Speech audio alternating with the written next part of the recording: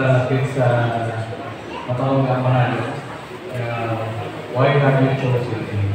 So sige nga, upload ako magdala sa ating mensahe. Sabi ko rin o, ipanguluyon ko na kami blessing ang ating mensahe sa mga kagawa. So sa sige nga, nahinapsan ng mga panahon ng mga kultura, nakita natin sa internet, no? Usually, ang trending subong, ang kalayo ng pagdito sa LA. So, damo ko na nag-share, damo ko na nag-pinsukan, o ito, hindi pala sa wildfire, or damo ko na news actually nag-abot ng hawag. So, hindi lang tama katakama ng kulturan, kaya nakatabo sulong sa akong panahon, ini patimaan o mga signs na araw na sa ulihin ng mga ilan daw. So, araw na sa mga ulihin ng ilan daw. Before na galing sa kalayo o ginaman nila mga wildfire sa Los Angeles, California, na Andre sa atong probinsya, araw na sa isa kalamitan. So, ang muna paglubok sa kanlaon, no? Kahambal kami ang mga scientifico na ang kanlaon ng mga kauturan,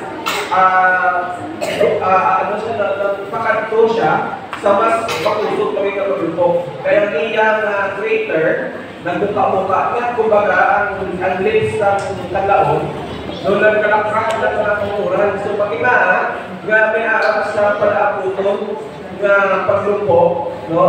Ang kalaon, no? So, pagkuyuon ako ng mga kautuhan ako na katino, mga tao yung tumutot. Hindi lang galing mga kautuhan ang mga kalaon, ang mga wildfire na na-experience dito sa California.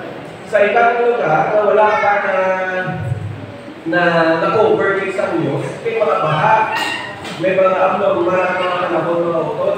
No, patimaan, nag-aaral na sa ulihin ng ilan daw. Ako na ganyan yung tawag super science and science. Pero sa Pilipinas, ang providing disaster sa atin is ang bagyo. Kapatid ako, sa isa tubig, isa, galapon sa may pinipig na bagyo ang nalabot sa atin.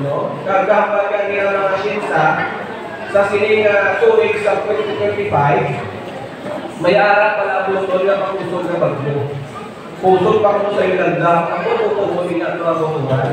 No? So, ang mga kariya para sa Luke 21:25 na may harap sa mga sinyalis na matabo, derisa, sa duta, no? Ara sa dagat, ara sa langit, no? Ara sa duta. Yung mga sinyalis na mabot. Ganyan kita mga bitang mga tumulong, gahambal rin ang Mateo na only hypocrites. Ye can discern the face of the sky, but ye cannot discern the signs of the time. Mayo wala magsalutaw ay dumaulan, pero wala ang kabalong kung ano na ang mga sinyali sa tatapusan ng mga utot. Number 6 Volume 8, page 350. A storm is coming, relentless in its fury. Are we prepared to meet it? No, hindi lang siya utod, bagyo na literal, no? Pwede rin sa bagyo na literal, pero bagyo lang ang disaster na maabot sa ating kinabuhi, no? Prepare na ka ba na sa pagkatubang sa sila ang mga bagyo na utod? No, yung kabalo kung ano mga bagyo ang maabot sa ating kinabuhi mga utugan. Kapag sa last days events, angels are now restraining the winds of strife, that they may not blow until the world shall be warned of its coming doom. But a storm is gathering. Kita nyo na mga utod nga doon nag-dulong ng langit. Ano ginagawa na yun? Doon ay bumaw langit.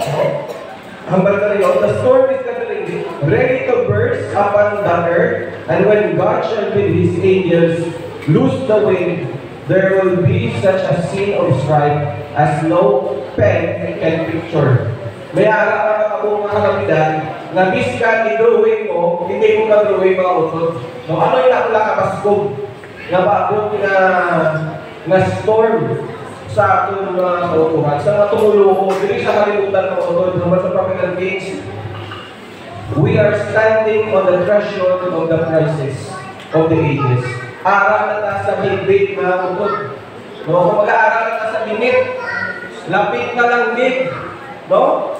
Amo na tayo mga utod, kay na-encourage ko na mag-talk sa end-time crisis. Kaya susunod na kapag sa mo. No? Usually, hindi niya ako niya forte. No? Ako niya daw praktikan Christianity nila. Pero kung hindi ko message ko. No? So, may aral stages sa final crisis. No? Una, super signs of the time. Ang mga disaster na nakatagok sa atong panahon na makakasa natin sa Matthew 24. Sunod, may threefold union. No? Sino nakatindi sa threefold union? Ako na siya, ang church can stay, maugdanay, no? Or kikita ka na kay Pope Francis na nagkagto sa Indonesia, no? Nag-meeting sa head sa Islam, sa Muslim, no? Indonesia Muslim nag-meeting ko, no? That's the part of threefold union na, no? Sa si Pope Francis na bet sa iba ng mga Israeli, mga sa Amerikanos, ay doon sa Colombia ba sa Animes, naging dala sa mga ulto, ang itala niya ito sa Vatican, sa Inglesan niya pa, no? Ang inanunturan sa mga kasimba, sa mga Nestigos, no? Grabe na mga utod. Number 4, rin natin pa, ang loud cry begins. Hindi ko ipag na loud cry. Tapos, as a number 3, Sunday law agitation. No? Magpingin maghabag ng Sunday law agitation, matapakamak sila pasa sa lali. Pero hindi pa sa-aprobahan. No? Then, the loud cry begins. Sunday law, napasa na. Tapos, ang persecution, masugod. May mga sakaling miracle sa mga magbalka na gihambal sa Tagiliborda. Si Kristo ato sa Dubai, no? Makapati na yan. No? Parang nagtamo, may mga miracle ang mga tatabo. Tapos, ang national rule, mga kauturan, ang atong ekonomi, mapag-down. No? Amo na maluso sa kami natabo ng Universal sa Tigo. Okay, ekonomi mapag-down na. So, ay pagod na turo sa wala kaisa nila. No? So, may rin seeding and shaking. Tapos, ang Universal sa Tigo, may gamay na short notice. Tapos, ang next na tirahan mga motoran is latter rain. Then, tapos ang latter rain is loud cry mga utod. Pero, mapukus kita sa latter rain mga kautugan. No? So before sa latter rain, may araan na ito. May araan sa tinatawag na early rain. Ano mo nakikita sa early rain mga kautugan? Kaya mga kinanala ito, may paluan ang the early rain and the latter rain. Kaya mga nag-ibis, kung kinanala ko ito na yung latter rain and early rain, di ba? So pwede na lang magsimpa sa bato. Sundan ko lang ulo kasi kung ano may kinala ko yung mga balaan. No? So, mabalaan sa last day's event.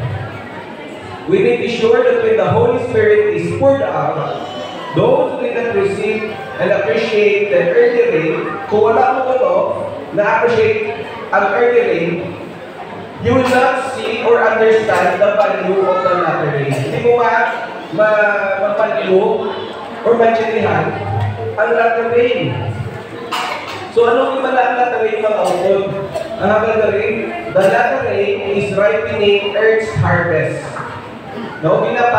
Pinapaluto ang halarbison sa Earth. Represents the spiritual grace that prepares the church for the coming of the Son of Man.